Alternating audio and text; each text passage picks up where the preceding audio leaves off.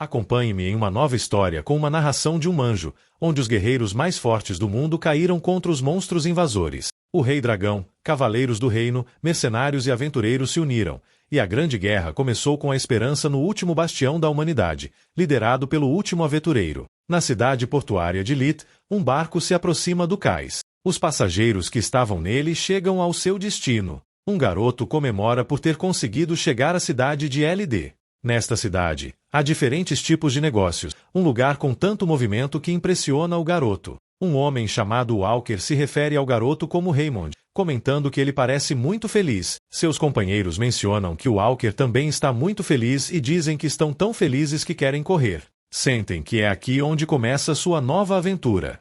Esta é a Era das Aventuras, onde aventureiros de todo o mundo vivem suas próprias e se tornam heróis de suas próprias jornadas. O portal. Além deste misterioso portal que apareceu de repente por todo o mundo, havia todo tipo de monstros horríveis que não poderiam ser vistos no mundo da Arce. Incontáveis aventureiros morreram nas portas, mas os inestimáveis e poderosos objetos que estavam dentro delas atraíam aqueles que sonhavam grande. O Walker dá sua opinião ao grupo de que precisam de um isca. O garoto se surpreende um pouco com o que o Walker acaba de dizer.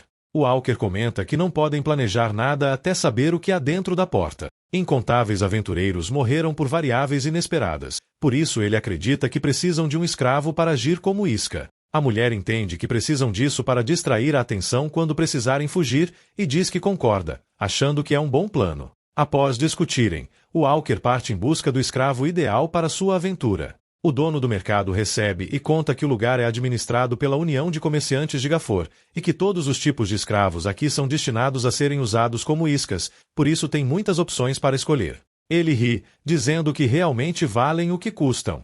Até recomenda alguns meninos, dizendo que estão em bom estado, pois foram comprados recentemente. O Walker decide levar os dois, com o plano de levar as iscas. O grupo de Walker se aventura pelo portal. Ele decide marcar o pilar aqui para notificar aos outros que já estão dentro. Ao ver que não há uma marca feita, deduz que nenhum outro grupo entrou antes deles. Isso só não significa que serão os primeiros a entrar. Ele pergunta ao seu time se estão prontos, e todos assinam com empolgação. O grupo atravessa o portal, e Raymond sente o ambiente estranho em que está. Surpreso, olha para cima, onde estão cogumelos gigantes que não poderiam ser vistos no mundo exterior. Ainda impressionado, comenta que nunca esteve em um lugar tão misterioso, é totalmente diferente do que imaginava. Para o Walker, não há necessidade de ficar nervoso. Ele quer que comecem a se mover, comentando que as portas geralmente se formam em lugares distantes dos habitats dos monstros, então ele supõe que estão seguros por enquanto. Ele também explica que não podem usar a mesma porta para sair, então precisam encontrar uma porta de saída primeiro. De repente, a garota percebe algo. Nenhum deles esperava que houvesse um monstro ali, mas, infelizmente, não é o único. Todas as coisas que pensavam serem montes eram, na verdade, monstros. Ela sente que algo está errado e ordena aos seus companheiros que amarrem as iscas, pois precisam fugir dali.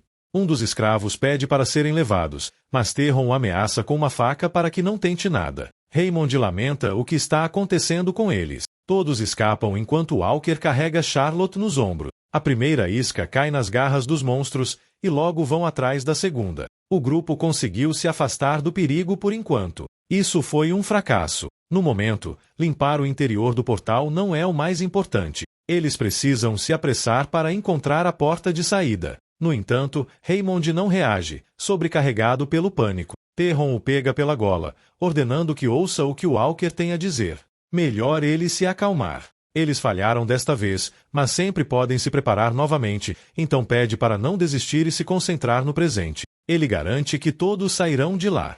O Walker fica horrorizado ao ver que esmagaram seu amigo. Seus ossos foram esmagados pelo impacto, e há sangue por toda parte. Ele mal consegue levantar o braço, pedindo ajuda. Muito irritado, o Walker prepara seu arco. Raymond viu outro de seus amigos morrer e cai de joelhos, tomado pela desesperança. Suas pernas não respondem, e ele grita de dor por sua perna. O monstro tem preso, e o garoto tenta suportar a dor. Ele olha para frente e vê a isca que deixaram para trás. O garoto ainda está vivo. Raymond se alegra com isso e pede que se apresse para salvá-lo. Todos os outros estão mortos, agora restam apenas eles dois. Ele se desculpa sinceramente pelo ocorrido, dizendo que não queria fazer aquilo. Pede para não ser deixado sozinho, tentando convencê-lo, dizendo que é melhor estarem mais juntos lá dentro, mas não consegue nada. O escravo se limita a ver como Raymond é derrotado. Este desesperadamente pede ajuda, o que faz o escravo sorrir. Quando finalmente se anima a ajudar, o escravo diz que parece que chegou tarde demais. Entrando em um estado de loucura, o garoto sorri e pergunta se o escravo realmente acha que ele pode escapar dali. Ele será o próximo. O escravo responde que não. Ele não vai morrer ali. Onde ele morreu não foi ali. De um penhasco, algumas pessoas observam à distância uma erupção. Algo está se aproximando, algo que eles esperavam. É o rei dos dragões, Gunil. Supõe que o ninho do centauro caiu. Não há mais ninguém de quem possam depender. Os cavaleiros designados, a resistência, os caçadores da cruz, todos os aventureiros e os 6 heróis que o povo via como sua última esperança estão todos mortos. Ele é o único que restou, o último aventureiro. Pan propõe seguir em frente. Esta será sua última aventura. Pan está coberto com seu sangue e o de outros. Ele é o único que está vivo, e a cabeça do rei dragão está diante dele, sem vida. Mas é tudo. Acabou para ele. Ele está regenerando a cabeça que cortou, tudo foi em vão. Resignado, Pan fecha os olhos e aceita que este é o fim do mundo e de sua aventura também. Ele amaldiçoa o que teve que passar, se perguntando se realmente tudo vai acabar assim. Philip, Giden e Alexis também se sacrificaram. Pan solta um grito de agonia. Ele não pode aceitar isso. Não está assustado. Está furioso com o rei dragão. Isso não pode acabar assim. Aconteça o que acontecer, ele pensa em vencer. Porque tudo tem que acabar assim. Se ao menos fosse mais poderoso, se ao menos tivesse mais uma chance. Gil não está mais lá. Um homem lhe diz que deveria conhecer seu lugar como escravo. Pan se surpreende por estar vivo. Ele se lembra daquele lugar e tenta se soltar, enquanto faz memória de onde está. Ao olhar com mais atenção, percebe que é o mercado de escravos. Algo que lhe parece impossível, pois sabia que o mercado de escravos havia sido abolido há muito tempo. Definitivamente é esse tipo de lugar. Também, fazendo um pouco de memória, ele se lembra que esse mercador foi o responsável por Elpa há 6 anos, quando ele ainda era escravo. Ele tem certeza de que é o mesmo. Ele compreende que isso significa que voltou ao passado. Aquele dia, Elpa foi levado de volta ao ponto de partida da história. Elpa se pergunta se está sonhando, embora pareça muito realista para ser um sonho. Ainda assim, ele não pode acreditar, mas também não tem outra explicação. Não há razão para pensar demais. Esta é sua segunda chance. Ele tem um bastão para lançar uma flecha de fogo. Elpa pensa que não é uma má habilidade, considerando que também é perfeita para o seu nível agora, mas apenas isso não é suficiente. Um aventureiro deveria ter algo mais que uma arma. Caso contrário, não faz sentido voltar para esse ponto. Ele se lembra de que às vezes há tipos que escondem objetos de valor nos sapatos. Assim, encontrou um anel e, para sua surpresa, é um anel de telecinesia. Ele sente o cheiro de sangue vindo dos monstros. Elpa pensa em testar o anel também. Ele sabe que não pode manter a flecha por muito tempo, embora isso não pareça importar muito, já que ainda a tem. A flecha de fogo não está funcionando. Ele verifica se o bastão está quebrado e então supõe que a habilidade está em tempo de recarga. Ele então não tem outra opção e se pergunta quanto tempo mais levará até poder usá-la novamente. Justo a tempo, ele faz o mesmo mais uma vez. Charlotte observa e vê que não se trata de um escravo comum. Elpa se surpreende ao ver que ela ainda está viva. Quando começava a pensar que era afortunado, Elpa percebe que, na verdade, era o oposto. Ela olha melhor para ele e pergunta por que ele tem aquele bastão e o que é aquilo em seu pulso, e como ele acordou, se é apenas um escravo. Suspeitando do pior, Charlotte pergunta se tudo isso fazia parte de seu plano. Elpa pergunta se ela já terminou de falar. Ele pede desculpas, mas ela está errada. Não importa o que tivesse sido diferente, mesmo que tivesse planejado isso, de qualquer forma, ele os teria matado a todos. Elpa diz abominar pessoas como eles, que usam escravos como isca. De volta à cidade portuária de LTH, os cidadãos ficam surpresos, não conseguem acreditar que um escravo isca tenha voltado por conta própria. Elpa pensa que os dados já foram lançados e precisa se apressar para não repetir o mesmo destino. Então, antes de mais nada, ele precisa ser livre. Chega um relatório de que um escravo voltou com vida. O caso é reportado ao Sr. Abyss. Aparentemente, ele retornou sem um único arranhão, algo que, para o Sr. Abyss, não parece ser um problema. Não é raro que alguém destinado a ser isca retorne são e salvo. No entanto, isso não é tudo. Todos os aventureiros que o acompanhavam morreram dentro da masmorra. O Sr. Abyss agora admite que isso é incomum. Além disso, ele não fugiu e voltou por conta própria. As pessoas que foram reduzidas a escravos por causa das dívidas acabam sendo usadas como iscas novamente, embora voltem vivas. Apesar disso, ele não fugiu. Isso significa que ele está muito consciente de que não pode sair da influência do território tão facilmente, porque a única forma de escapar é através da morte. O Sr. Abyss comenta que essa é a maneira como a União Mercantil Gafor faz as coisas. Quando o Sr. Abyss disse que não precisava ser informado sobre algo tão trivial, o homem sob seu comando informa sobre outro evento. Esse escravo desbloqueou o primeiro círculo. O Sr. Abyss pensa um pouco sobre o que acabaram de dizer.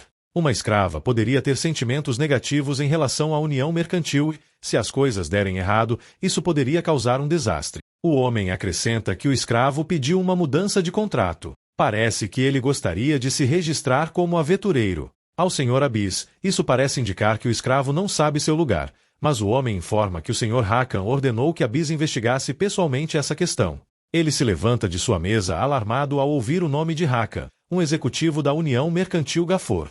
Estão mostrando interesse por um simples escravo. Por essa razão, após pensar um pouco, Abyss suspeita de um motivo específico. Uma vez o homem sai, Abyss medita sobre o desejo do CEO de ser aventureiro. Sob o reino da Imperatriz Signas, não haverá escravos. Isso é apenas superficial. Os humanos sempre foram escravos do dinheiro. Se não podem devolver o que pediram emprestado, compensam com trabalho. Essa noção foi criada pelos chamados escravos do mundo de Arce. Quando o pai de Elaun, a única família que ele tinha, morreu de uma doença, o rapaz se tornou um deles. Ele solicitou o item musgo negro ao Guilda Mercante Gafor com a promessa de pagar sua dívida mais tarde, para poder curar seu pai. A guilda cobrou milhões de mesos, um valor várias vezes maior do que o valor de mercado. Então, Elpa foi levado a julgamento. Ele falhou ao pagar a tempo a dívida de 1 milhão de mesos que pegou da Guilda Mercante Gafor.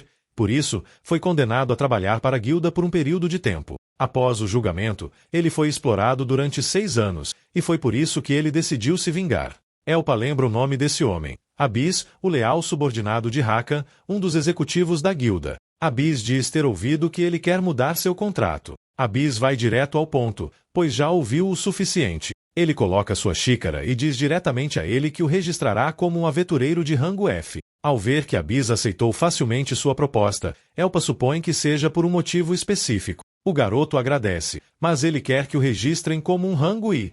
Ele não planeja jogar seguindo as regras. Abyss menciona que ele ainda não foi reconhecido oficialmente pela Associação de Aventureiros para pedir isso. Então, Elpa conta que viajou para dentro e fora dos portais como isca centenas de vezes nos últimos 3 anos. Abyss menciona que como isca ele ainda é um iniciante quando se trata de matar monstros, mas Elpa o interrompe dizendo que os aventureiros não são julgados pela habilidade de caçar. O primeiro aventureiro ganhou grande fama graças à sua habilidade de sobrevivência. O objetivo principal de qualquer aventureiro é voltar vivo de sua jornada. Abyss pensa que é verdade que a informação que o sobrevivente traz é mais valiosa que qualquer habilidade de combate. Ele admite que o garoto tem razão. Para ser justo, sobreviver e voltar de incontáveis aventuras como isca é uma grande conquista. No entanto, é tudo o que há. As iscas só são levadas a portais de baixo grau. Abyss pergunta a Elpa se ele realmente acredita que suas habilidades de sobrevivência o salvariam de um portal de grau mais alto. Abyss adverte que, se ele achava que seria tão tolo ao assinar um contrato com idiotas confiantes como ele, está errado. Aos olhos de Abyss, ele é ingênuo. Superestimar a si mesmo pode levá-lo à morte muito em breve. No entanto, ele tem uma sensação estranha e indescritível ao ver o garoto. Abyss menciona que há um portal com limite de 5 pessoas e 12 marcas no poste de fora. Isso significa que pelo menos 12 grupos de 5 entraram no portal e falharam em voltar. Ele quer que Elpa prove que realmente merece aquele rango. Se ele conseguir, lhe concederá seu desejo. O time de aventureiros dá as boas-vindas ao novato. Ele se apresenta como Shep, o tanque do grupo. Ouviu do Sr. Abyss que costumava ser um escravo isca. Ele conta que não precisa se preocupar, porque a eles não importa isso. Shep também diz ter ouvido que o garoto pode usar magia de fogo. Seu amigo se junta à conversa perguntando se ele não deveria poder usar qualquer tipo de magia. Então, Shep explica que os magos só podem usar o elemento com o qual nasceram afinidade, por isso é inútil para eles carregar um objeto com o qual não têm afinidade. Shep conta a Elpan que, como já deve saber, a missão não é caçar monstro. A tarefa deles é recuperar itens que caíram dos dois grupos que entraram ali antes deles. Uma vez que eles retornem os itens para o Grêmio Mercante, o trabalho deles estará completo. Estão dispostos a pagar 3.000 mesos por cada item que recuperarem. Para um deles, parece um roubo pagar tão pouco. Literalmente estariam perdendo esses mesos se não os trouxessem de volta, e os aventureiros caídos eram do primeiro círculo, então os itens que usavam valiam pelo menos 7.000 mesos cada. Shep pede que parem. Ele espera que todos estejam prontos, pois podem ganhar muito dinheiro ali. Agora, do outro lado do portal, é brilhante, mas também tenebroso. Shep menciona que é muito provável que seja uma missão de longa duração, com base no terreno de lá. Eles precisam estabelecer uma base. Alguém sugere o topo de uma árvore. Há vários galhos para mantê-los escondidos e de lá poderiam encontrar lugares melhores. Então, eles começam a trabalhar. Ele diz a Elpan que pode descansar por enquanto. 2 deles são especialistas em construção. Horas depois, o trabalho está terminado. Eles decidem se separar em 2 grupos para explorar os arredores. Tom, Max e Roa, os 3 irão juntos. Elpan e Shep vão para o oeste enquanto eles vão para o leste. Devem fazer um sinal imediatamente se algo acontecer e voltar rapidamente para a base. Dito isso, Shep e Elpan seguem seu caminho. Ele diz não ver nenhum monstro, sem contar que não há itens para recuperar. Supõe que se estabeleceram muito perto da entrada. Eles terão que entrar mais fundo na floresta no dia seguinte. Ele pergunta a Elpan como se sente em sua primeira missão como aventureiro. O garoto diz estar nervoso, e Shep compartilha isso. No caso dele, ainda fica nervoso sempre que passa pelo portal, embora já tenha alguma experiência. Não é o mais corajoso do mundo, afinal, mas continua se animando para dar um passo à frente porque está rodeado por pessoas que se importam com ele. Não sabe como isso soa vindo dele, mas seus companheiros são genuinamente amáveis. Honestamente, lamentou-se quando ouviu a história de Elpan pela primeira vez, um escravo isca. Não consegue imaginar o quanto deve ter sido difícil. Se ele está bem com isso, o convida a se juntar permanentemente à sua equipe. Viu Elpan parar diante de um rastro. Ao perceber que ele não estava prestando muita atenção, Shep, envergonhado, lhe diz para não dar muita importância ao que ele diz. Ao anoitecer, o time se reúne. Contam que ninguém teve sorte em encontrar algo. Sabiam que não ia ser fácil. Shep pede que parem de falar sobre trabalho, pelo menos enquanto comem. Elpan bebe sem se envolver muito com a equipe. Mais tarde, à noite, ouvem os zumbidos dos insetos e o estalo da madeira que alguém faz ao caminhar. Essa pessoa se aproxima com uma tocha em direção a Elpan. Pergunta se ele está dormindo, mas ele não responde. Tom se aproxima perguntando o que ele está fazendo. Todos sabem que ele está bem dormindo para responder qualquer coisa. Tom acha que Shep está sendo muito cauteloso. Lembra o que ele colocou na bebida deles durante o jantar. Aquela coisa é tão potente que poderia dormir até um gigante, e ele bebeu toda. Tem sorte de ainda estar vivo. Tom pensa no bastão de flechas de fogo. Isso lhes daria pelo menos 10.000 mesos. É hora de trabalhar. Então Tom se pergunta o que aconteceu. Ele descobre que a manta de Elpan não está lá. Os outros do grupo não conseguem acreditar também. Shep dá a ordem de encontrá-lo. Está certo de que ele não foi muito longe. Quando se perguntam o motivo, há um incêndio repentino. Eles então supõem que é coisa de Elpan. Um deles aponta algo que os deixa boquiaberto. Shep suspeita que essa armadilha também seja coisa de Elpan. Eles foram usados como isca. O grupo todo pula da árvore, deixando a base. Para o garoto, isso parece lamentável. Se queriam enganá-lo, não deveriam ser tão amáveis. Em uma porta onde mais de 12 grupos de aventureiros veteranos falharam, acolheram uma isca como ele. Estava claro que havia algo a mais ali. Agora Elpan se fixa no monstro-chefe da área. Ele tinha o pressentimento de que seria aquela coisa, mas é maior do que pensava. O monstro continua rastejando atrás deles. Shep menciona que um monstro desse tipo é desfavorável para eles. Ele supõe que seja um slime dourado. Não é algo que se vê normalmente no mundo de Arce. É um monstro-chefe raro que só aparece nas Portas Vermelhas. O corpo dessa coisa é feito de ácido. Então, para aventureiros de combate corpo a corpo como eles, é o pior tipo de adversário. Algo vem e empurra seu companheiro para que ele desvie. Ele fica surpreso com o que a coisa pode fazer. Também tem um ataque à distância. É uma habilidade que permite disparar ácido do seu corpo. Já parece demais para eles. Nesse ponto, o time pergunta a Shep como lidar com o monstro e ele ordena que primeiro eles saiam da zona. Sua flecha ácida deve ter um tempo de recarga de 1 minuto. Ele acredita que eles conseguirão se recuperar para então buscar uma oportunidade. Precisam ir atrás do núcleo na cabeça da criatura. Depois de ouvir que o ácido está em recarga, Tom decide contra-atacar. Ele se lança contra o monstro dizendo que ainda tem tempo suficiente. Quer que deixem isso com ele. Shep pede que ele espere, já que é melhor que ataquem todos juntos. Shep fica chocado e confuso. Ainda deveria restar mais de 10 segundos de recarga. Elpan percebe que já acabou. Reconhece que as palavras de Shep não estavam erradas. Mas um slime dourado consome itens e fica mais forte em consequência. Elpan supõe que o tempo de recarga diminui à medida que ele fica mais forte. O tamanho normal daquela coisa e o tempo de recarga quase inexistente da flecha ácida. Agora, o garoto entende por que todos os grupos que vieram antes falharam. Aquela coisa está além do alcance deles. O monstro cresceu tanto que poderia se encaixar em uma porta amarela, que está 2 níveis acima da porta vermelha. Não é mais um monstro que um aventureiro de primeiro círculo possa enfrentar. Elpan tem certeza de que não há mais itens nessa masmorra. Parece que a missão falhou. É então que ele se lembra que isso é uma prova de Abyss. O slime dourado caminha mais tranquilo após derrotar os invasores da sua zona, mas de repente percebe a presença de alguém. Elpan se pergunta se seu ataque não foi suficiente devido à resistência mágica do slime. Tem certeza de que acertou diretamente o núcleo. Se for isso, vai precisar de pelo menos mais 5 disparos. Não é que ele se importe, mas vai mostrar ao Sr. Abyss do que é capaz. O slime dispara contra Elpan. Para Elpan, fica difícil desviar, segurando uma corda. Ele usa o anel. Precisa acertar exatamente o mesmo. Ponto sem erros. A um mago comum não lhe ocorreria fazer tal coisa, mas o Pan não é um mago comum.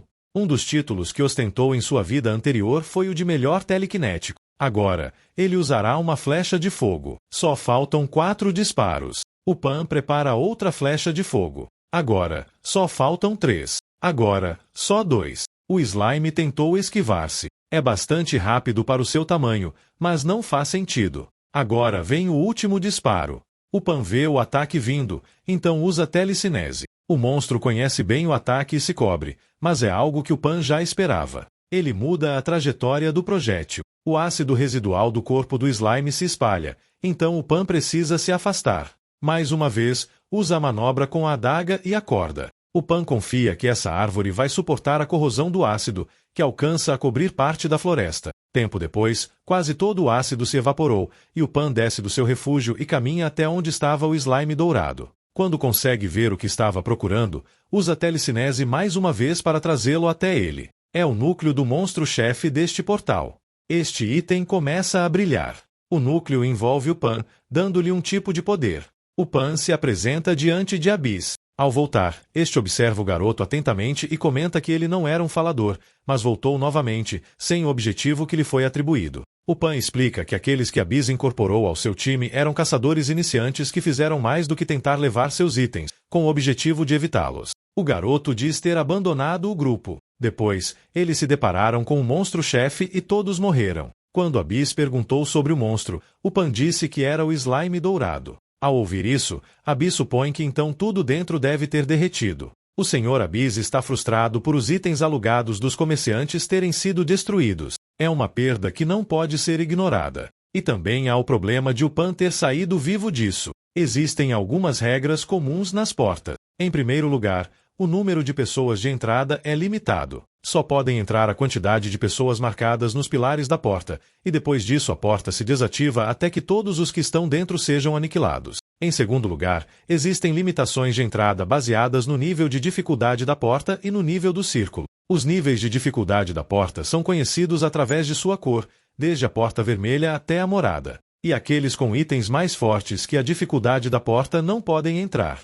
Em terceiro lugar, só há uma oportunidade de assaltar a porta. Este é o maior obstáculo ao tentar atacar as portas, e se alguém que entra sobrevive e sai, a porta é destruída e não se pode mais entrar. Então, enquanto os aventureiros que entraram pela porta não morrerem, não haverá outra oportunidade. Só o Pan conseguiu sobreviver e, como disse, todos os itens foram derretidos, então ele não conseguiu recuperá-los. Bis menciona que, independentemente da razão, o fato é que o Pan falhou. O garoto diz não ter terminado de dar sua explicação e lembra que se tratava de um slime dourado. Bis não está preocupado após ouvir que o Pan consumiu o monstro-chefe. Vê que agora o garoto é de segundo círculo, pois absorveu a pedra de mana que saiu do slime. O Pan observa que isso é o suficiente para se provar. Agora, ele espera que Bis lhe dê o rango E, como prometido. Mas Bis diz que não, que dará o rango D, mas se trabalhar com ele, o tratará como um aventureiro de rango C. O Pan assina um documento de acordo. Normalmente, dar isso a alguém que nem sequer é um aventureiro de rango C seria considerado um trato excessivo. Os rangos de aventureiro são fortemente influenciados pelo círculo. Isso significa poder, a diferença é clara. Mas esse garoto não é normal. Não se pode fazer um círculo só por usar uma pedra de mana. O Pan disse a Bis que isso aconteceu por instinto de sobrevivência. Ele reconhece que o garoto tem algo, um talento avassalador. Alguém que acabou de se tornar de primeiro círculo voltou em pouco tempo como de segundo círculo. É uma velocidade nunca vista antes. Com uma expressão mais agradável, Bis pensa que precisa do Pan ao seu lado. O garoto fica aliviado que o trato tenha melhorado mais rápido do que esperava, embora isso tenha ocorrido porque Bis está muito impaciente. Mas tudo bem, pois não há muito tempo para a primeira incursão de 100 pessoas a uma porta de rango vermelho. O grande evento que todos os guildas e sindicatos de comerciantes do Porto de Lite estavam observando ocorreu nesse momento. Obviamente, a União Mercantil de Gaforn também deve estar bastante interessada nisso. Não há nada de errado nisso. O Pan também está com pressa, já que Bis oferece isso. Seria bom adiantar seus planos. O garoto diz ter um favor para pedir, e Bis é receptivo. O que precisar. Então, o Pan estende a mão e pede para que o mercador lhe emprestasse algo de dinheiro. Bis se esforça para não mudar sua expressão após ouvir o garoto, mas por dentro pensa que ele está se passando. São poucos os que argumentam que a aparição das portas deu início à Era da Aventura. No entanto, na realidade, tudo isso foi uma armadilha orquestrada pelo Mago Negro. Muitos aventureiros perderam suas vidas dentro das portas. Lentamente, o mundo de Lar ficou sem sua potência e, então, veio o dia do apocalipse. Uma quantidade incontável de monstros invadiu as entradas das portas. Foi como se tivessem esperado a chegada desse dia, em que todos foram derrotados. Faltam exatamente 3 anos para o dia do apocalipse. O mundo de Lar não está muito longe do dia em que deverá enfrentar um destino trágico. O Pan está ciente de que ainda tem um longo caminho pela frente. No entanto, já reuniu as condições suficientes para dar início ao seu plano. O primeiro passo é focar no seu presente imediato. O portal de 100 pessoas acabou de ser descoberto e sua aura é vermelha. Isso significa que só podem entrar aqueles que possuem 2 círculos ou menos. O Grêmio de Comerciantes Gapornis, que o administra sabiamente, não deve gastá-lo tudo de uma vez. Os itens que realmente precisa e são feitos para ele são caros e excedem as possibilidades que oferece. Um novo orçamento não faz sentido, pois o que precisa fazer com esse dinheiro emprestado é uma compra eficiente. Riz, o mercador, ao conhecer um aventureiro e potencial cliente, dá as boas-vindas ao Pan em sua loja. O discurso de venda e a oferta do mercado de escravos dependem do que o comprador procura. Riz está em condições de oferecer ao Pan uma isca ou um companheiro que possa lutar e esteja no mesmo nível durante uma batalha. A resposta do aventureiro é um pedido especial para Riz, pois o Pan está procurando alguém específico e quer que o mercador o leve até essa pessoa. Isso deixa Riz um pouco perplexo, mas mesmo assim, ele direciona seu cliente até os quartéis de castigo, onde enviam os mais problemáticos para correção.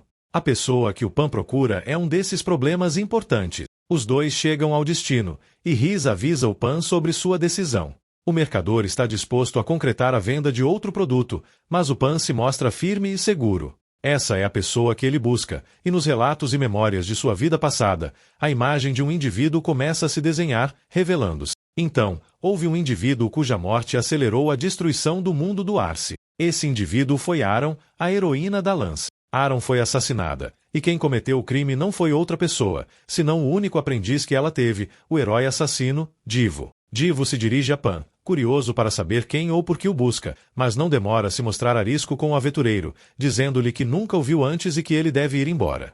O mercador se desculpa em nome de Divo. Pan tem em mente que, em alguns anos, Divo ganhará fama e status. No entanto, neste momento, o herói daquela vida passada continua sendo um escravo. Sua atitude, por consequência, é feroz. Riz o define como um absoluto selvagem e bárbaro.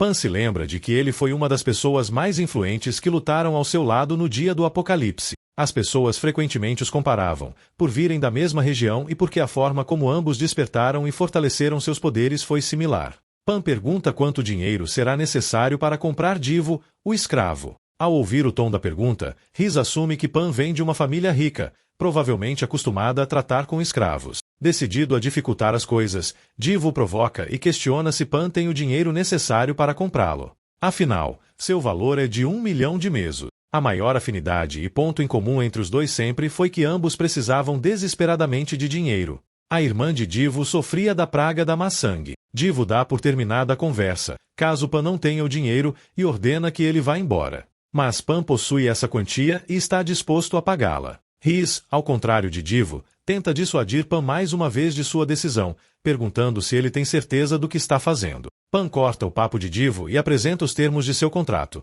1 ano juntos, lucros divididos em 70-30, e Pan tem direito sobre todos os tesouros que adquirirem dentro das portas. O mercador laboral percebe, raciocinando sobre aquelas palavras contratuais, que não se trata de uma compra de escravo, mas sim de uma contratação de membro regular de grupo. Pan quer que Divo leia atentamente os termos e condições de sua sociedade, e Divo avisa que não pode voltar atrás com suas palavras. Não pensou 2 vezes, supondo que isso é porque Divo se preocupa com sua irmã pequena e com o tratamento dela. Agora que o contrato foi assinado, Pan anuncia que se dirigirão ao portal que marca seu itinerário, e Divo esperava ansiosamente por isso. Esta será a oportunidade de mostrar seu valor. Divo se refere a Pan como seu chefe e chama sua atenção. O jovem tem um único comentário a fazer sobre sua nova arma. Ele aprecia o gesto de Pan, mas preferiria uma espada longa. Explica que sempre usou espadas longas e acredita que faz sentido empunhar a arma com a qual é mais eficiente. Pan responde a Divo que ele só usará armas de lanças quando estiver com ele, mas o contrato pode ser cancelado caso isso seja um problema. Usarão este portal de campo de treinamento, cor vermelha, com uma marca e limite de 100 pessoas na caixa com a descrição. Divo pergunta sobre os 6 integrantes que faltam, presumindo que Pan tem dinheiro suficiente para contratá-los. Divo se adianta e estabelece as prioridades de seus gastos. O primeiro é conseguir um curandeiro, que ele considera uma figura crucial. O olhar de Pan o deixa nervoso, e ele interrompe rapidamente seus cálculos para perguntar o que está acontecendo. Pan o interrompe e diz para não se preocupar, pois já possuem membros suficientes para limpar o portal. Divo confessa que, por um momento, temeu não conseguir formar uma equipe completa. Pan diz que os membros serão eles 2. Evidentemente, Divo se altera e faz um escândalo. Pan quer que ele pare de perder tempo e entre no portal logo. Divo recrimina seu chefe, dizendo que ele perdeu a cabeça, pois não acredita ser possível que eles 2 sozinhos limpem um portal projetado para 8 pessoas. O respeito que tinha por Pan desaparece, dando lugar à imagem de um lunático que não leva isso a sério. Divo continua e enumera as más decisões de Pan, como há de equipá-lo com uma arma com a qual não está acostumado. Pan aponta para seus inimigos, e Divo elabora uma estratégia para atrair sua atenção e evitar que se dispersem. Ele já conhece esses monstros, sabe que se caracterizam pela resistência a armas brancas. O maior problema agora é que são uma horda. Pan o instrui a correr para um lado. Divo recomenda parar, e então Pan conjura a flecha de fogo. Pan define a conduta de Divo como patética. O assassino entrou em pânico logo após entrar no portal. Algo assim não pode se repetir. Divo só tem espaço para se perguntar quem é Pan. Uma voz garante que o guilda de comerciantes caiu na armadilha e informa que estão trabalhando no momento do despliegue com seus homens entre as tropas. Solicita permissão para seguir com o plano e a figura misteriosa a concede. Depois, indica com aquele brinde que a vontade será concedida, a vontade da libertação do mundo de Arce. Ambos recolhem 27 pedras de mana. Pan indica que continuem, e Divo obedece. Divo reflete sobre Pan. No início, pensou que ele era um lunático, mas agora seu chefe se mostra alguém impressionante. Ele finalmente reconhece que sua habilidade é telecinese, embora nunca tenha visto uma habilidade como essa sendo usada com uma flecha de fogo. Sua conclusão é que Pan é um montante de dinheiro, e ele se alinha a ele em sua jornada, o que é fenomenal, pois com 30% de lucro, o tratamento da irmã de Divo está coberto e ainda sobra margem para gastar em outras coisas. As palavras de Pan interrompem os pensamentos dispersos de Divo. Divo reporta que são um total de 9 monstros, e Pan responde que 9 é um bom número. O assassino desconfia que Pan está querendo chegar a algo com esse comentário, mas não sabe o que é. Mais uma vez, Divo confirma que Pan está louco. Não deveria ser possível que ele pense que pode lutar contra 9 oponentes sozinho, especialmente com uma arma que nunca usou antes. Pan é um chefe terrível, ou pelo menos é isso que o assassino grita para ele. Enquanto isso, na mente de Pan, está claro que seu parceiro precisa melhorar, além de se submeter a um treinamento severo com a lança. Mas Pan confia que muito em breve Divo perceberá que uma lança é o melhor tipo de arma para alguém como ele.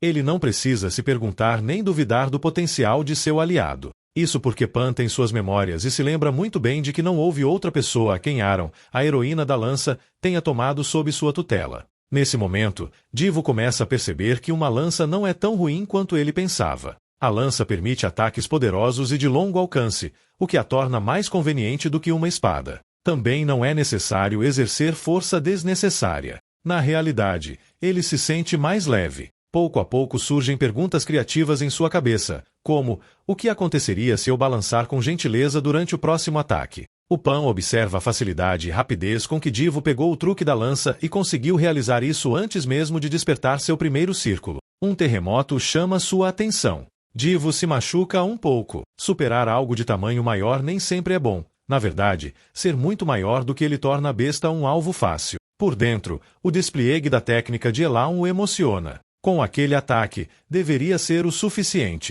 Divo comemora a vitória até que o monstro para a flecha, e isso muda as regras do jogo novamente, revelando ter melhores reflexos do que o aventureiro antecipou.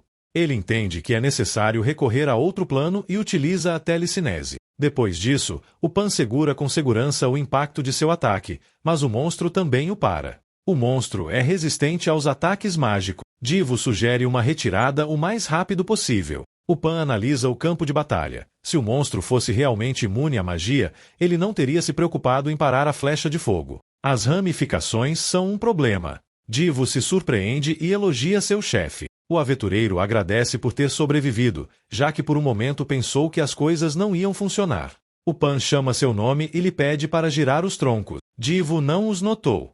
A simulação começa assim que seu chefe se afasta. Divo o chama para voltar, mas nada disso vai funcionar. Ele insiste que o mais sensato é retirar-se e voltar com uma tática sólida. Enquanto isso, o Pan se concentra na batalha que tem à frente. Resulta que as ramificações da besta são mais rápidas do que se esperava. Nem mesmo ele pode desviar os golpes com telecinese. No entanto, ser um aventureiro de 2 círculos significa que tem a capacidade de invocar 2 feitiços ao mesmo tempo. Divo tem que reconhecer que as façanhas de Elaun são impressionantes. A tática de Pan consistia em lançar 2 flechas uma após a outra. Mesmo que o monstro fosse absurdamente rápido, não conseguiria pará-las. Divo se sente impressionado ao ver o monstro lutar com tal intensidade contra um único homem. Talvez tenha subestimado seu chefe. E, na realidade, o Pan é um cara muito forte. Divo segue a batalha em seus pensamentos. Os troncos vão atrás do Pan. Divo deveria cuidar deles. Embora avise seu chefe para ter cuidado, sente a responsabilidade por sua falha. Não conseguiu lidar com todos, eram demais, e ele se distraiu. As palavras de Elaun, no entanto, aliviam o clima, pois são apenas provocações sobre como Divo não conseguiu lidar com um par de monstros de categoria ordinária. Ele amaldiçoa por não ter um momento de paz. O grito de guerra de Divo deixa claro para Elaun, embora seu sócio esteja a caminho de ajudá-lo, e agora que ele salvou sua pele, estão equilibrados. O investimento finalmente mostra seu valor. Os 2 aventureiros decidem terminar com isso. Os ataques vêm de 2 direções. O Pan comunica que cobrirá a direita de Divo. O Pan amaldiçoa a besta. O Pan grita que esta é sua oportunidade. Por mais difícil que o monstro torne, ainda não terminou. É hora do deserto. O Pan se aproxima e parabeniza o agitado Divo por seu desempenho, e ele recebe o reconhecimento. Uma jovem encerra o longo dia com uma boa refeição antes de ir para a cama. Ela agradece os alimentos e pergunta quem está lá. A jovem observa seu irmão, que diz ter voltado, e ela o recebe de volta. O Sr. Davis do Grêmio dos Comerciantes suspira e reclama algo sobre seu papel. O que o perturba é que a data final da cruzada da porta de 100 pessoas está se aproximando e ele ainda não decidiu quem irá designar para essa missão. Hakan figura na lista de participantes e a simples menção desse nome o estressa. Se Hakan estiver envolvido, não podem permitir-se falhar. Os 10 principais grêmios de comerciantes têm um grande interesse na porta, o que é esperado. Afinal, as portas de 100 pessoas são conhecidas por garantir um tesouro épico ou até mesmo um de categoria lendária. Como as coisas estão, o que ele tem não será suficiente. Ele sabe que as irmãs Natasha do Grêmio Goldrich estarão presentes nesse dia. Sem dúvida, sua presença e força são indispensáveis, especialmente entre os aventureiros de dois círculos. Comparados a elas, os membros de dois círculos de seu grêmio são iniciantes. Na verdade, qualquer aventureiro designado pelos outros grêmios já é excepcional em comparação. Eles são os mais fracos. Avis não se sente seguro com nenhuma de suas decisões e é interrompido. Ele considera isso um incômodo e exige saber quem o busca. É o Sr. Hakan que quer saber se Avis já decidiu os membros das equipes e ele se desculpa, dizendo que não. Hakan observa que está levando mais tempo do que o habitual e pergunta sobre o homem de antes. Avis revela suas dúvidas sobre o Pan, pois nenhum grupo que tenha entrado em uma porta com ele voltou com vida. Sem dúvidas, ele tem potencial, mas o trabalho exige precisão e ele não sabe se o aventureiro está à altura disso. O Sr. Hakan propõe uma solução prática e concreta. Avis tem que conseguir alguém que tenha testemunhado as ações de Elan e depois testemunhe a favor ou contra ele. Ele acrescenta que há uma ocasião ideal para fazer isso e incentiva Avis a convocar todas as suas opções, que seja uma convocatória grande de aventureiros. Ele afirma que desta vez obterão uma plenitude de testemunhas. Ao ver todos esses aventureiros, as coisas começam a se sentir como uma verdadeira aventura para Divo. Uma voz sugere que o Pan vem em nome do quinto grupo, o único grupo que falta, e parece que ninguém mais vai chegar. Alguns ouviram rumores sobre uma equipe com apenas 2 membros. O Pan sente que ninguém está muito feliz com sua presença, supondo que os outros acreditam que escravos como ele só vão atrapalhar, e, para ser justo, ele entende que qualquer equipe de veteranos pensaria assim, especialmente se todos aparentam ser aventureiros com experiência de 1 ou 2 círculos. É evidente que eles não são como chefes e outros bastardos, mas sim aventureiros sérios que nem mesmo precisam de iscas. Avis os recebe com um discurso cordial. Alguns ficam surpresos por vê-lo pessoalmente ali. Avis vai direto ao ponto. O objetivo da missão é avaliar as habilidades dos presentes e aqueles que se provarem valiosos para a causa naturalmente terão uma oportunidade. Nenhum dos aventureiros sabe a que oportunidade ele se refere. Nesse momento, Avis menciona a porta de 100 pessoas. Os selecionados terão acesso a ela. Essa informação surpreende a todos. O acesso à porta de 100 pessoas será a recompensa por seu sacrifício de hoje. Talvez o Pan reconheça as intenções de Avis, mas não é algo que se saiba com certeza. A todos é desejada sorte antes de partir para outro bosque. Não estão surpresos. As últimas portas atravessadas pelas equipes também os levaram a um ecossistema assim. Entre os líderes, acordam que só irão se ajudar no combate contra o chefe final. Antes de se separarem, um deles quer confirmar o trato e que a assistência chegará quando solicitada. Vendo a reação contrária, despedem-se até que a sinalização indique que se reúnam de novo. O líder aclama que o tempo é essencial e que caçarão todo monstro que se cruze no caminho. Uma de suas colegas acata as ordens e revela que seu nome é Dolan. Ela se decepciona por ter surgido apenas um monstro, uma perda de tempo. Convencida de que tudo até agora foi fácil, Dolan ordena que tomem a pedra de maná, mas o monstro permanece intacto. Dolan contempla a possibilidade de que haja resistência mágica e sugere que seus companheiros usem dano físico. Grita para que tenham cuidado, pois estão cercados, mas conseguem sair vitoriosos. Os monstros são muito mais resistentes do que esperavam, e querem saber o que o líder acha que devem fazer em relação a isso. Para Dolan, lidar com monstros comuns não faz sentido, simplesmente porque os superam em número, e derrotá-los todos implicaria em um grande e acelerado consumo desta mina. A única opção viável é tomar riscos e ir direto ao chefe final. Esta situação que se dá no grupo de Dolan é descrita por Elan a Divo, convencido de que muitos outros grupos farão o mesmo. Divo, por si só, já achava que eram tipos rudes, como demônios, então a teoria de Elan faz sentido para ele. No entanto, ele reclama com seu chefe por ter deixado lutar sozinho, e o Pan minimiza suas queixas, lembrando de que eram apenas 13 e que ele podia lidar com isso. Sua prioridade agora é se mover e não perder mais tempo. Cada um anuncia o plano, enfrentar cada monstro de categoria comum e ir direto ao chefe final. A confusão de Divo surge quando Elan falou antes. Ele achou que o plano era ir atrás do chefe final imediatamente, mas seu chefe réplica que o que ele disse foi que outros grupos teriam essa atitude. Há outras formas de demonstrar um bom desempenho sem necessariamente enfrentar diretamente um grande monstro. Ter como único objetivo chegar até a presa final e obter o tesouro é até perigoso, já que a competição entre os grupos por vencer é maior.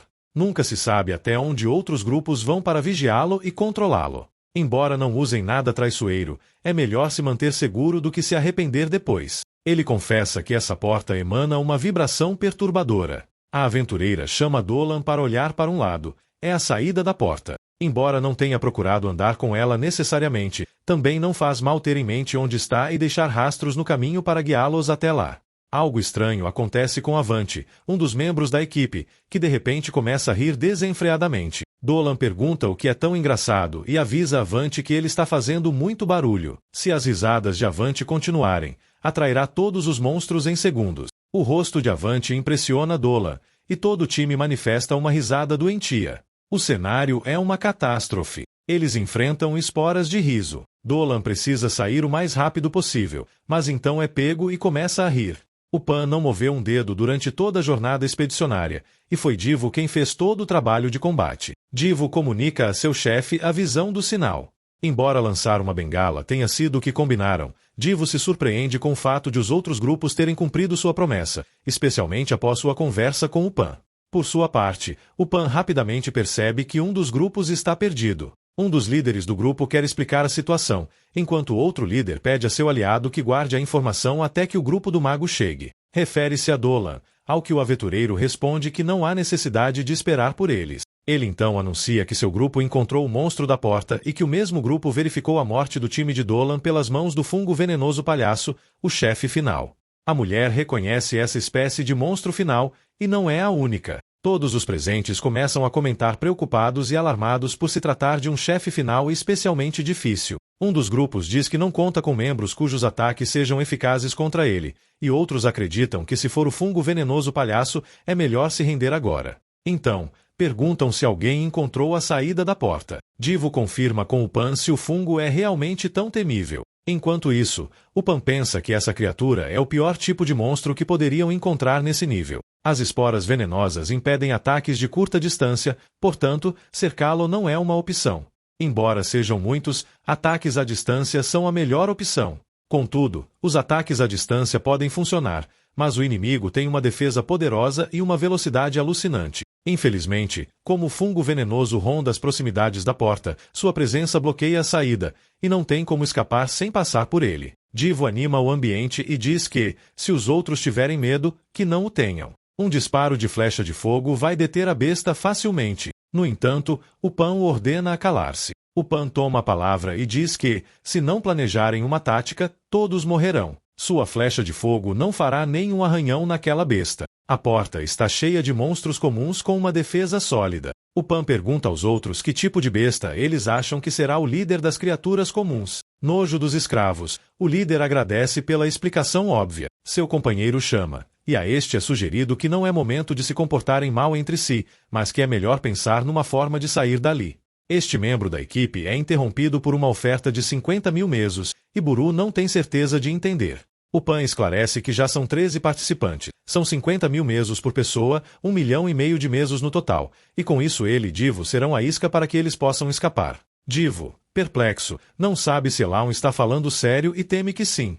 Buru reage de forma hostil e lhe diz para calar a boca. O líder entende que eles dois têm experiência como escravos e iscas, mas algo assim não funcionará com esse inimigo em particular, porque não é uma criatura que possa ser distraída e atraída para você com sucesso. Está convencido de que todos os participantes morreriam, mesmo antes de que o Pan ou o Divo morressem, para comprar-lhes tempo. Os escravos que servem como iscas só atrapalham em portas de alto nível como essa. Mesmo que estivesse disposto a reconhecer que o Pan ascendeu entre os rangos por uma boa razão, Divo continua sendo um idiota que ainda não despertou seus poderes. Aos olhos deles, são um aventureiro de 2 círculos e um escravo, e não sabem o que poderiam conseguir. Divo está disposto a iniciar uma discussão, mais uma vez mostrando ser suscetível a aborrecimento. O Pan, no entanto, pergunta a Buru se ele tem um plano melhor. Supõe que não, porque ele não deu sinais de ter algo melhor em mente. Enquanto isso, ele acredita que seu plano é bom. Embora tenha se mantido à parte da discussão, o Pan aproveita para corrigir Buru em uma coisa. Seu grupo consiste em um aventureiro de 2 círculos e um aventureiro de 1 círculo. Nem Divo sabe exatamente quando aconteceu, mas agora tem motivos de sobra para presumir, certo de que nasceu com um talento natural, independentemente do delírio de grandeza de seu companheiro. O Pan se dirige a Iburo e atualiza a situação. Todas as unidades participantes são compostas por membros de 1 ou 2 círculos. Agora, todos estão em condições iguais. A aventureira de antes intervém, dizendo que está disposta a pagar por seus serviços como iscas, embora mencione que alguns membros de seu time não tenham a quantidade necessária para o pagamento que o Pan requisitou. Ele responde que o pagamento será feito quando saírem, embora isso signifique que se sacrificaram por nada, caso não consigam escapar. Contudo, o acordo só será fechado se todos concordarem de forma unânime. O Pan indica a Divo que eles devem se mover assim que o monstro os avistar. Divo pergunta se ele tem certeza disso, considerando a velocidade monstruosa da criatura. A líder do time identifica a oportunidade e pressiona todos para saírem antes que as iscas morram, insistindo que se movam rapidamente, pois não deixará que os monstros a considerem uma presa fácil. Outra flecha é disparada e ela comunica que irão capturá-la. O Pan indica que Divo ignore as provocações de sua parte em relação à besta. O longo venenoso palhaço foi um oponente formidável e complicado, como se esperava. Divo achou que morreriam. Ele quer saber que tipo de besta é essa, já que é o chefe final que guarda a porta. Eles terão que se preparar melhor para voltar e caçá-lo. Preocupado, Divo supõe que o Pan pretende atacar a criatura com apenas eles dois, embora espere que isso não aconteça. No entanto, seu chefe indica que ele está certo, algo que parece uma piada cruel. O Pan não entende o desgosto de Divo, já que estão ali para matar a besta em primeiro lugar. Divo réplica que esse objetivo foi definido antes de conhecer o grau de dificuldade que essa besta aterradora apresenta. Ele se pergunta se o Pan conhece o termo retirada. No entanto, o Pan acredita que não faz sentido se retirar, pois isso os impediria de entrar novamente na porta. Aos olhos de Divo, as coisas já estavam resolvidas, pois os outros times fugiram. Agora era a vez deles. As flechas de fogo não afetam o chefe final, e ele não vê como poderiam derrotá-lo. O Pan explica que a situação mudou. Seus competidores abandonaram a missão por vontade própria, o que os autoriza a ficar com todas as recompensas encontradas. É uma ótima oportunidade, e Divo sempre tem a opção de cancelar o contrato caso não concorde com algo, mas ele diz que não estava pensando em fugir, apenas quer que o Pan prometa pagar um grande incentivo depois disso. O Pan promete fazer isso. Agora, Divo sente curiosidade sobre como o Pan pretende lutar contra um monstro altamente resistente, porque definitivamente não arriscará sua vida em missões impossíveis. Ele exige uma explicação sobre o plano, já que realmente não sabe se tem alguma chance de vencer. O Guilda recebe os grupos, mas Avis acha estranho que voltem tão rápido de uma porta de 40 pessoas. Ele percebe que alguns times estão faltando e, principalmente, que o Pan está ausente. O superior da guilda de comerciantes, Gafor, vai até Jubert, a aventureira que estava disposta a fechar o trato. Jubert informa que a missão foi um fracasso, relatando tudo o que aconteceu, incluindo a morte do time de Dolan e que o time do Pan ainda está dentro da porta, pois ele se ofereceu como isca para que os outros pudessem escapar. Jubert reconhece que não conseguiram derrotar o chefe final sozinhos. Avis fica atônito com isso. Todos fugiram sem fazer nada. Jubert se justifica e lembra Avis sobre o tipo de monstro com o qual estavam lutando, o longo venenoso palhaço. Não era como se tivessem outra opção. Quando Jubert pergunta o que Avis pensa, ele responde que deve abdicar dessa porta. Ela lembra que o time do Pan ainda está lá dentro e, se a porta ainda estiver ativa, isso significa que eles estão vivos. Avis garante que morrerão logo, pois o inimigo é o próprio longo venenoso palhaço. Avis diz que podem ficar com o gasto se quiserem, mas ele tem trabalho a fazer. Ele está frustrado, se afasta, acreditando que todos são tolos. Ele sabia que o inimigo era poderoso demais e que essa porta não era algo que qualquer aventureiro de 2 círculos pudesse superar. No entanto, aventureiros que retornam com resultados óbvios são facilmente substituíveis. O verdadeiro desejo de Avis é encontrar aventureiros que possam realizar o impossível. A caça ao Pan começa. Ele reconhece que esse monstro é o inimigo mais rápido e resistente que já enfrentou, e as toxinas que liberam no ambiente tornam difícil não querer sair correndo. Sua única opção é manter distância e atacar à distância. A flecha de fogo não causará danos consideráveis se disparada à distância, mas ele não está sozinho. As táticas de Pan são inteligentes e fora do comum. Se a flecha de fogo, em vez de ir sozinha, receber ajuda de outra técnica como a telecinese, isso ajudaria a manipular o movimento da flecha e fazer com que ela girasse. A perfuração do projétil seria amplificada, como o disparo de uma bala. O Pan pede uma técnica que só ele pode executar em todo o mundo do Arce. O impossível se torna possível. Essa técnica se chama revólver. Ele mirou no núcleo da cabeça da besta, mas não conseguiu acertar. Foi um fiasco. Ele resolve que será uma batalha difícil. Embora a técnica seja fascinante, também é desafiadora. Não é fácil alterar a trajetória da flecha e manter o movimento de rotação. Além disso, há o tempo de espera até poder tentar novamente. Ele precisará acertar um golpe crítico antes que a besta escale a montanha. Ele dá um sinal para seu aplausos companheiro. Divo zombou da besta, dizendo que parecia comida desperdiçada. Graças aos avanços na batalha, finalmente podem respirar, o ar está bem mais fresco agora. Eles já podem brincar. Aqui chegamos ao fim. Obrigado por assistir.